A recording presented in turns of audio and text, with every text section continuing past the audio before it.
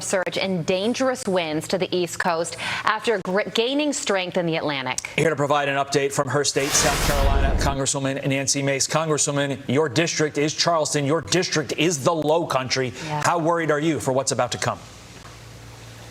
We're very worried. This morning we have a 9-foot high tide, and we're expecting anywhere from 5 to 7 foot storm surge.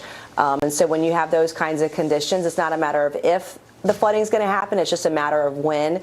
And downtown on the peninsula in Charleston is going to get a deluge. We've had rain all night. We're going to get another 3 to 5 inches this afternoon, and we're expecting winds to pick up, wind speeds to pick up around noon, with it making landfall around 4 o'clock today. We're already seeing wind speeds sustained of 30 to 35 miles an hour. It'll get to 40 very shortly and go up from there to about 60 to 65 mile per hour sustained winds later this afternoon.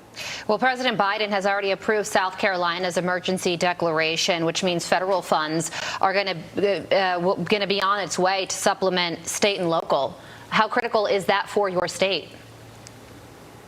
Particularly when it comes to flooding and the kind of rain and storm surge we're going to have today, it is going to be very much needed. Infrastructure, looking at the roads and bridges, even just last night crossing a bridge was very windy, even in a very heavy SUV.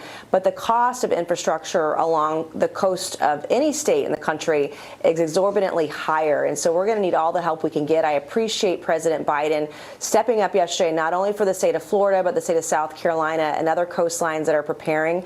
We're hunkered down here right now. I'm encouraging everyone, don't go in the water today. Don't go to the beach. Don't get in the ocean. We saw some really horrifying videos in Florida of people doing that. I'm asking people to stay home, stay safe, and make sure that they stay off the roads today. We heard all week long about how well prepared Florida response teams were for this storm. Do you have the same confidence in the teams in your state? I do, and unfortunately, South Carolina, like Florida, we are no stranger to storms and hurricanes and other weather-related events. I'm very appreciative of Governor Henry McMaster, all of our local mayors here. We've all been in contact with one another, and NOAA and the Weather Service. Everyone has been working around the clock, some people volunteering their time.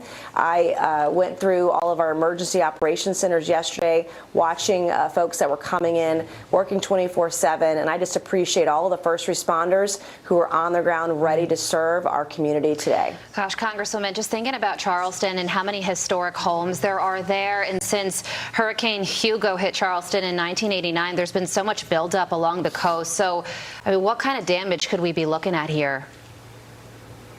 Well, my congressional district itself is the 10th fastest growing district in the nation. We've had an enormous amount of folks that have moved here in the development, only exacerbating our infrastructure issues. South Carolina as a whole during COVID-19 was in the top 5 states of people moving to.